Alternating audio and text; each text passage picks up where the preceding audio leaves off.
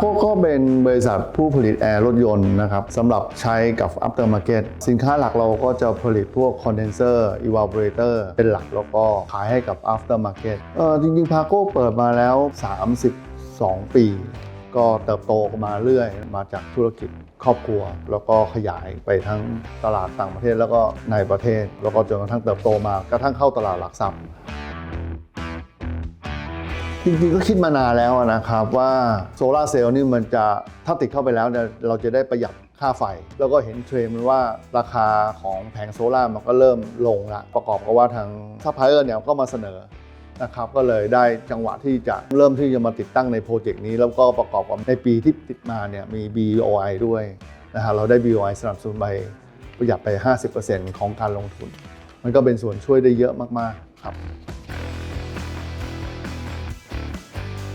ก็ในช่วงที่เราลงทุนนั่นน่ะเราคำนวณแล้วว่าประมาณสัก4 ปีกว่าๆเราจะคืนทุนก็เป็นการลงทุนที่ค่อนข้างจะคุ้มค่าน่าจะประหยัดขึ้นมาได้เดือนหนึ่ง800,000 กว่าบาทตามที่เราคำนวณกันขึ้นมาครับก็เป็นบริษัทค่อนข้างจะมีชื่อเสียงแล้วก็มีบริษัทแม่อยู่ในตลาดหลักทรัพย์ก็เห็นว่า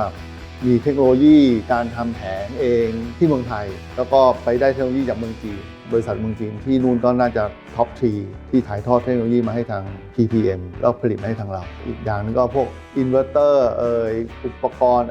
ต่างๆก็เป็นเทียร์วันเกรด A ไม่ว่าจะเป็นของหัวเว่ยของอะไรต่างๆก็โดยเฉพาะอย่างยิ่งพวกเมาส์ติ้งอะไรต่างๆทาง PPM จัดมาให้เป็นอลูมิเนียมแล้วเราก็รู้อยู่แล้วมันไม่ขึ้นสนิมแถมเบาก็แข็งแรงตรงนี้เป็นส่วนช่วยทำให้เราตัดสินใจนะครับว่าเราต้องเลือกทาง PPM ก็สำหรับทางโอนเนอร์ของบริษัทพาโคนะครับได้ให้โจทย์มาว่าพื้นที่ดังกล่าวเนี่ยมีความเค็มจากไอทะเลค่อนข้างเยอะอุปกรณ์ที่เลือกใช้ทั้งหมดควรจะเป็นอุปกรณ์ที่มีความต้านทานต่อความเค็มของไอทะเลเราก็จึงเลือกใช้อุปกรณ์ที่ได้รับมาตรฐานแล้วก็มีการเซอร์ติฟายเรื่องของการสามารถที่จะต้านทานความเค็มของไอทะเลได้ครับผมอุปกรณ์ที่เราเลือกใช้นะครับก็ได้แก่แผงโซล่ายี่ห้อ Trina Solar ขนาด500 วัตต์นะครับซึ่งเป็นเทคโนโลยีล่าสุดจากทางประเทศจีนแผง Trina เนี่ยเป็นแผง Tier 1ครับเทคโนโลยีที่เราเลือกใช้ในเหตุผลหลักๆก็เพราะว่าเขาใช้เซลล์ขนาด210มิลลิเมตรนะครับซึ่งเป็นเซลล์ที่ขนาดใหญ่ที่สุดที่มีในช่วงต้นปี2021นี้อุปกรณ์ตัวที่2ที่เราเลือกใช้ก็คือจะเป็นตัว mounting ซึ่งจะต้องมีคุณสมบัติในการต้านทานความเค็มแล้วก็สามารถที่จะต่อสู้กับความเป็นกรดที่เกิดขึ้นในตัวโรงงานได้ซึ่งอุปกรณ์ที่เราเลือกใช้เนี่ยคือตัว mounting ยี่ห้อ Cleanergy ซึ่งเป็นอลูมิเนียมทั้งหมดตัว